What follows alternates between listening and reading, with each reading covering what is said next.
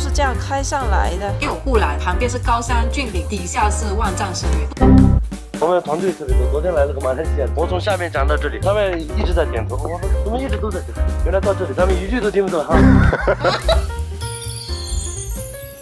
嗨呀，大家好，我是 Anko。上一集呢，我们在香格里拉，那这一集我们将前往香格里拉最深处。这一集就会比较多旁白一点，因为我们上的地方海拔平均4000多。整个过程呢，我会有一点喘，而且很容易累，然后肌肉缺氧嘛，手就没有办法拿相机很久，就很容易酸，所以没有讲到什么话。如果画面有一点抖的话，多多包容呢。那这一路呢，体验感真的非常的刺激，有幸的体验一把云南山路18弯，玩的就是心跳，但是景色也真的是绝，很难想象这是在中国可以看到的景色，大家一定要看到最后好吗？那话不多说，音乐开始。首先呢，我们8点出发，从独克宗呢开车开到巴拉格宗。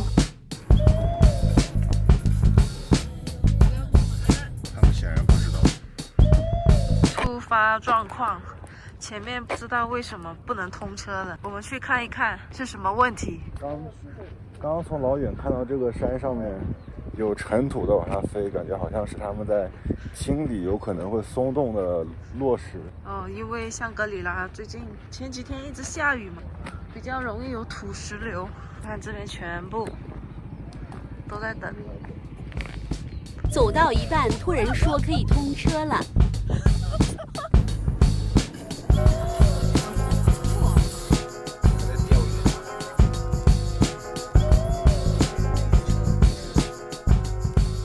看一下时间，还有10分钟，大巴车是9点40分开始。你知道这里曾经在地图上找不到这个地方吗？是因为那时候还没有通路。我现在知道了。那为什么现在又通了呢？是因为这里有个奇人，就修了一条路出来，就是这个人，斯纳定珠。他就修了一条路，从巴拉格宗到香格里拉，他花了20年，移宫移山的精神，耗资8.5亿元，从绝壁悬崖为家乡修了一条宽为6.5米、长达58公里的柏油公路。大家好，我是散客，因为我们是外国人，所以名字还打不出来。他不是打不出来，他只是懒而已。他懒得打我的英文名啊。对啊。然后碰到了来代班的藏族小哥。要不要讲解？还是不用？人太少。跟我们小小介绍一下吧，谢谢了，辛苦你。简单的给大家介绍一下啊。小哥说，以前村民们呢都住在悬崖上面的，那现在搬下来了，因为海拔太高了，不方便，买一包盐都要跑那么长时间。除此之外，这个峡谷的海拔落差非常大，最低2100米，到最高是5545米。你甚至可以在最低的河谷地带看到仙人掌、棕榈树、多肉，什么植物都有。这里再给大家补充一下，可以看到我后面的悬崖有黑色、黄色、白色3种颜色，那只有白色呢才是悬崖真正的颜色。那黑色呢，是因为它长期被雨水打磨，表面有那个苔藓。黄色呢，一般都是凹进去的，因为它没有淋过雨啊，却被风划过。顺便告知，如果会晕车呢，尽量不要东张西望，因为这里有52个发桥弯。紧接着，我们即将迎来我们的第一个大转弯。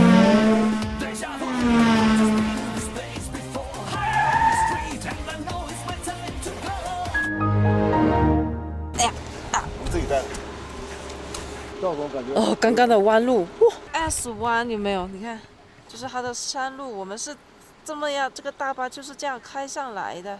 还有一个佛陀的侧脸，有没有找到？大家这个图里面有一个福字，还有一个佛陀的脸。考眼力的时候到了，有没有朋友找到？找到的话呢，就你有佛缘跟福缘咯。刚刚那个只是休息站啊，只是为了让我们适应一下高度。紧接着才要去我们的第一个景点，叫做巴拉佐马拉康，讲述关于藏传佛教的，但里面不给拍。好的，我已经从里面出来了。我觉得大家来这里呢，就带着无知跟敬畏的心情来听讲解就好。像我本身是佛教的，有一定的相似度，但是很大的一部分是完全不一样的。但是听着听着也是蛮有意思的。然后他有说，如果你不想进去的话，你就在景区附近待就好了，千万不要乱跑。咱们现在马上就要到咱们的第2个那个景点了。Echo Wall。你们是哪里的？我是安徽的。安徽的啊。你们2个都是安徽的吗？他是马来西亚的。马来西亚的。对。外国人。是外国人。是的，是的。今天人是不是不多？我们来太早了。你们来太早了，我们团队特别多，昨天来了个马来西亚的，我从下面讲到这里，他们一直在点头，我说怎么一直都在这里？原来到这里他们一句都听不懂汉语，我白讲了。因为来的时间不对啊，如果过段时间来的话是，这边会长出一个，那种松茸，知道吧？知道。松茸，对，是的，导游说摘的松茸呢是完全可以带回家的。听到这里我真的非常的生气啊！我这有点怕了。完美错过月入100万，我也感觉到大家的心情也跟我一样这么的失望，纷纷对着前面的大峡谷发泄。没有呢。Hello， 西巴塞加，一键3连。如果你想感受一下在曼谷，如果你想感受一下在峡谷漫步的感觉，可以走一走这里的镂空栈道，还有玻璃栈道给你体验。不过有恐高症慎入。I cannot。你好像在做复健哦。这个就是完全没有玻璃的，就靠自己的意志力。我还是不去了。如果你觉得还不够刺激的话呢，可以花120块钱做这个高空索道。好处就是你不用在原路走回去啊，从这里滑到对面的终点就可以了。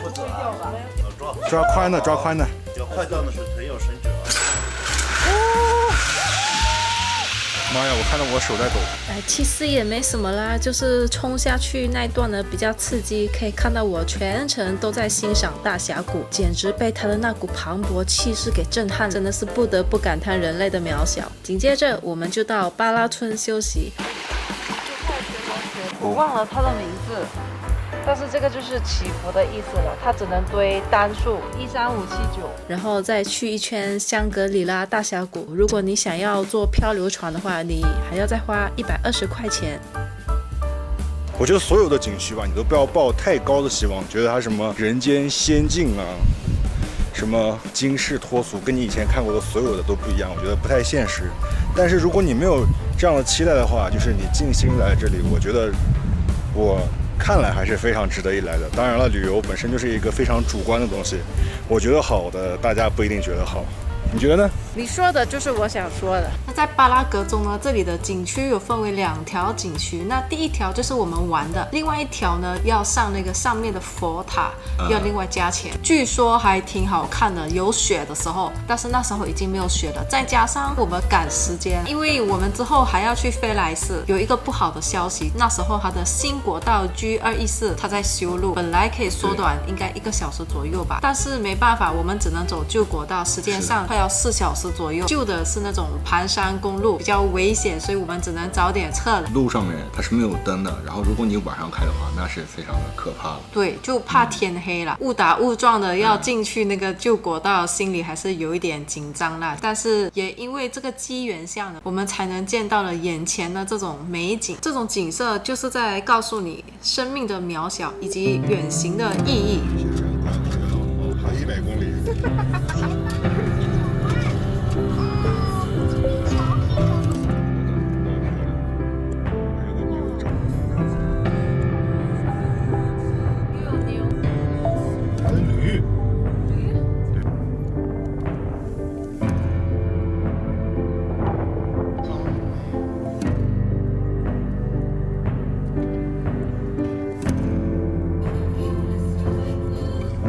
明星演了，你还招手？我的手机拍不出。现在海拔4034，我们快跟山一样高了，就这么命名啊！冰雪如面，小心驾驶。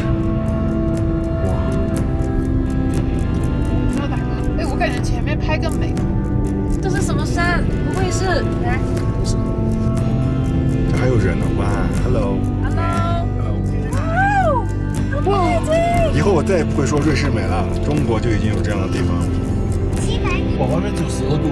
Worth it！ 我操，我觉得好热，外面好冷。我们开的是冷气。那镜子太冷，关上。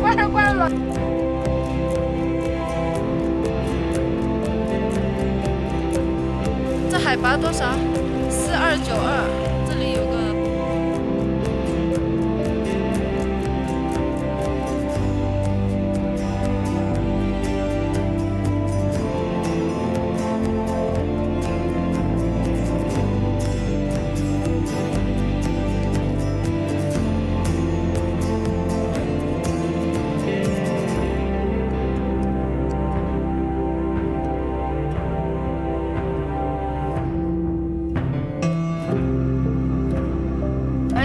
点像。我操！这除了我操已经讲不出什么，你看没有？你看这边，然后那边，那又有冰川。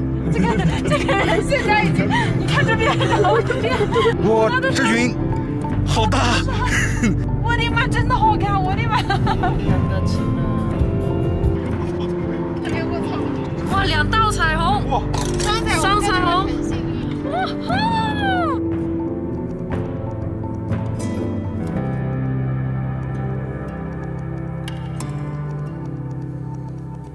这一路来呢，都可以领略四季，然后从草原到高原啊，变化的这个跨度挺大的，就对比较不一样。当时我自己都没有想到，其实把我看哭了，而且哭的还挺惨的那种。我其实不太能理解，因为我不是个很感性的人，只是说好美呀。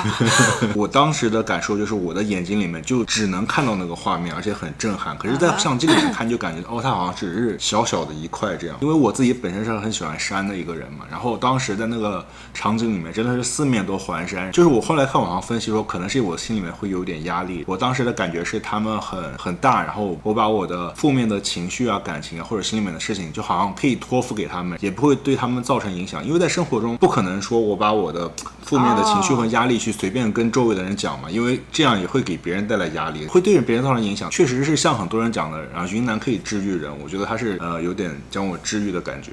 你这个压力应该不是我给你的吧？没有，压力只是很小一部分，其实最主要的还是真的很震撼。但是即使像我这么喜欢山的人，在云南人也是看麻了，我简直把我这辈子能够见过的山都一次过补齐，80%有。真的。但是呢，这边建议新手不要开啦，换一个老司机开比较好。当时是我们另外一个朋友，他虽然是马来西亚人啊，但是他也是算老司机了。他经常跑山路，他说，他有中国的驾照也是。以我本人也是开了很长时间车，但我觉得那些路真的挺危险的。他的路其实也蛮窄的，就共2条来回。就是你们俩会车的时候一定要减速那种。没有护栏，旁边是高山峻岭，底下是万丈深渊。不小心的话，你就会 say goodbye。我是在副驾驶，我一直很累，我在看，哎呦，这边要减速了，我的脚很累的。那么接下来呢，我们即将前往飞来寺去见真正的美丽雪山。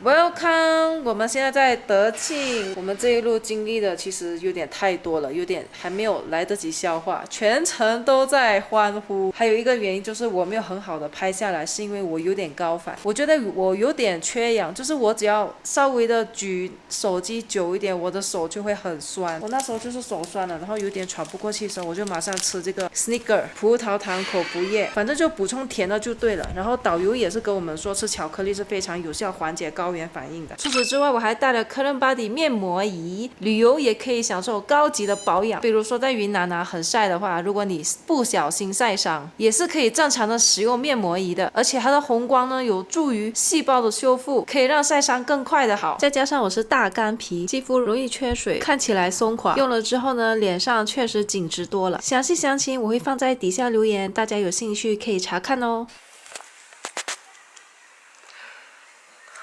6点28，我现在没有化妆，就是因为太累了。我们这几天行程，还好今天是最后一天，用尽了一点力气来看日出，但没想到呢，雾太大了。现在就看雾能不能散开一些，好让我看到一点点。好冷哦，今天好冷。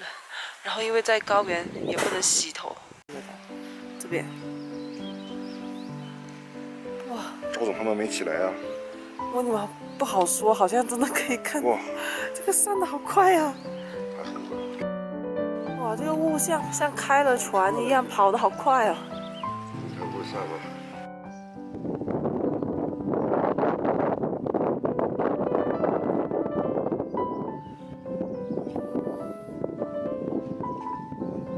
有些在9点就可以看到。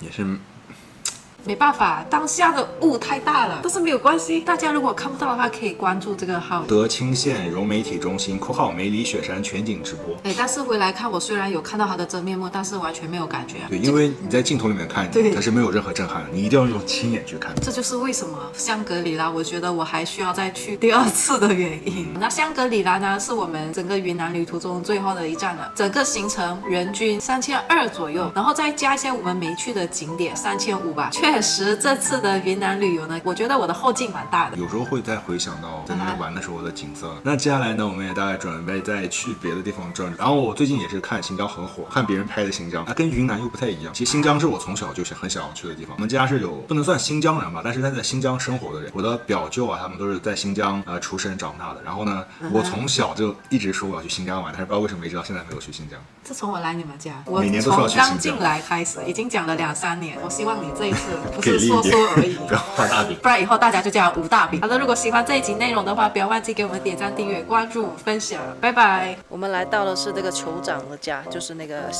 修路的人，他现在不住这里，但是这以前是他住的地方，泥巴来的。里面好凉快啊，不想出去了。